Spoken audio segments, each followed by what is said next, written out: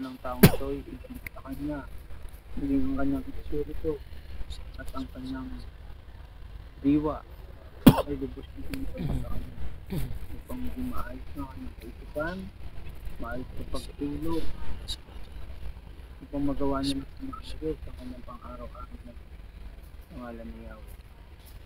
Balik, bigyan ni Diyos sa ligat kay Linigan.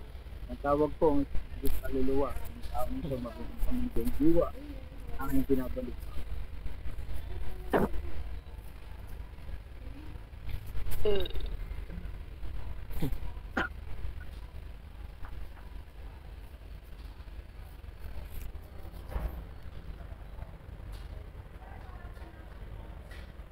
Ano bro?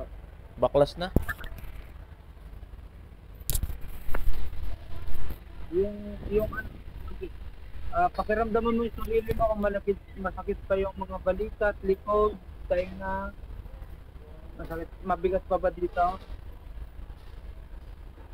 Ano? Ano? Wala naman po ako nararamdaman ngayon. Kahit ano. Magaang na, magaang. Ate, pakiramdaman mo Opo. po yung balakang mo, umiinit po ba? Hindi ko po maramdaman. Wala po. Po? Pero hindi na masakit. Hindi na masakit. Gumaan Hindi ba? po.